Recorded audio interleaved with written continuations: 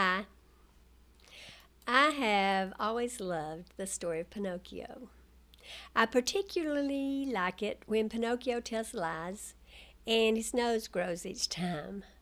But of course, lying isn't nice, and Pinocchio eventually learns to be truthful.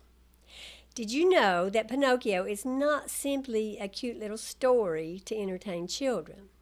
Well, we all know that it was written to teach a lesson about being honest, but there's more to it than that.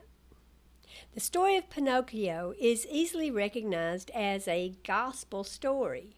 It's a lesson about learning obedience, about casting off the sinful life and becoming a new creature, about overcoming one's own desires and seeking to align oneself with the mores of decent society.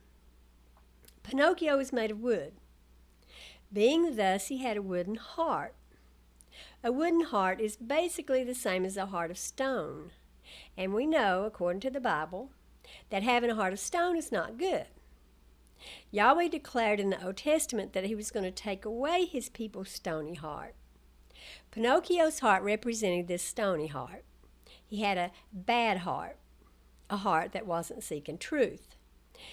But there's more. Yahweh stated that when he removed Israel's stony heart, he would give her a heart of flesh. When he did this, Israel was to rise from the dead and come alive. Yahweh would cause breath to come into Israel, and her dry bones would rise from her grave, and she would live.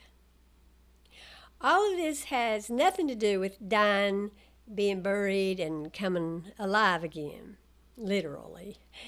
Israel wasn't going to die, she wasn't going to be buried, and she wasn't going to rise out of a grave.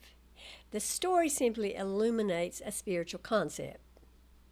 And that is the purpose of the Pinocchio fairy tale as well. Yes, in the narrative, the boy, like Israel, is a literal manifestation of the concept of changing one's heart and becoming a better person.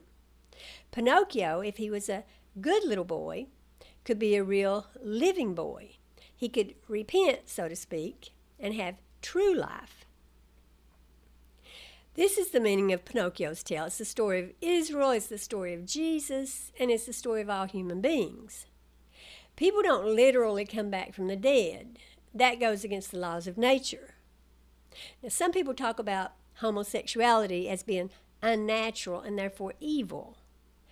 Well, first, it's not unnatural. Homosexuality is found in 1,500 different animal species that Yahweh supposedly made to be homosexual.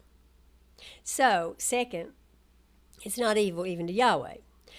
But coming back from the dead, now that's unnatural.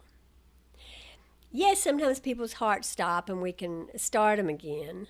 But when a person is truly dead and has been buried, he's not coming back 3 days later, and especially thousands of years later. That doesn't happen. Again, this is a spiritual model. The Bible's full of such stories or parables. A sower goes forth to sow, and he plants his seed into the ground. The seed sprouts and produces a good fruit. A son runs away from home, only to find misery, and then he rushes back to his father's arms. A sheep strays away, but is found and returned to the flock by his adoring shepherd. All of these tales are just that, tales. They're meant to teach us something. Their purpose is to let us know that we as humans can transform our lives. Israel, Jesus, Pinocchio, seeds, sheep, prodigal sons, they're all of us. They represent the archetypical human. They tell the story of our lives, and not just the whole of our life, but each day of it. We wake up every morning with a clean slate to greet the morning sun. We struggle to make it through the day. Then we lie down at night, either in peace or torture, based on what happened that day, or at least based on how we dealt with the day's happenings. Either way, we close our eyes in our little death of sleep to rise again with the morning sun. The idea is written in the sky, in the seasons, in the womb, in the stages of growth or aging of each individual. We come into the world naked and ashamed. Or unashamed, naked and unashamed. We play our part. we fall into a deep sleep and we return innocently to our source, even if all that is just dust in the wind. We live our 70 weeks or our 70 years with our 70 family members, bearing whatever cross is ours, and then we face our 70 CE. We have our spring, summer, fall, and winter. We must work in the spring and summer, in the daytime, in our youth, in our strength, so that when our fall, our evening, our old age, our weakness comes, we will have provided for ourselves and we can eat. If not, we will either freeze to death, being unclothed, or we'll die of starvation in our winter. We'll be naked and hungry. We'll go down in shame. The process is repeated throughout the biblical text in various ways. It's a cycle of life. And the point is to make our lives the best we can. It's a good point, as long as we don't get to thinking that the story is the thing. That is, as long as we remember that the letter kills. Now, we can believe that Pinocchio actually lived, and his nose really did grow when he told a lie, and so will ours. But when we teach this nonsense, particularly to children, that's not cool at all. And when we start to imagine that the noses of others are growing and we shun them or treat them unkindly because of it, that's wicked. And when we hide our own noses, cover them with makeup to make them look smaller, or deny that we sometimes lie ourselves, that's hypocrisy. And when we pretend that all of this, as well as the convoluted biblical narrative, is beautiful and lovely and absolutely perfect, just what the most intelligent and loving being would concoct and set up for his beloved creatures, we may be living in La La Land. And that highlights the difference between Pinocchio and Christians. Pinocchio came alive when he stopped lying and became a genuine boy. He started telling the truth. He began to live in the real world.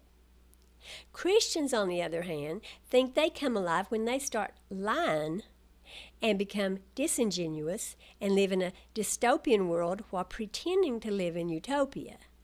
They lie when they say they know Yahweh exists. They lie when they say he's good all the time. They lie when they say they're blessed with prosperity by him. They lie when they say he heals their sickness after they take a doctor's advice, of course.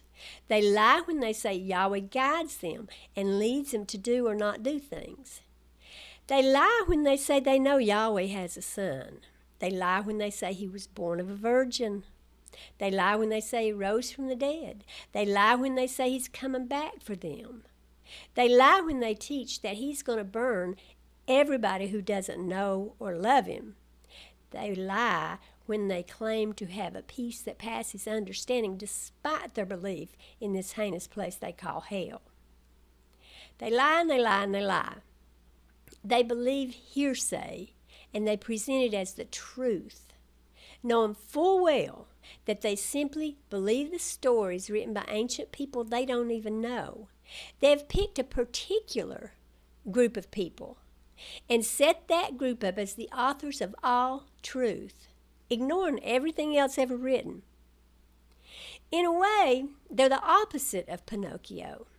He became real and they became fake.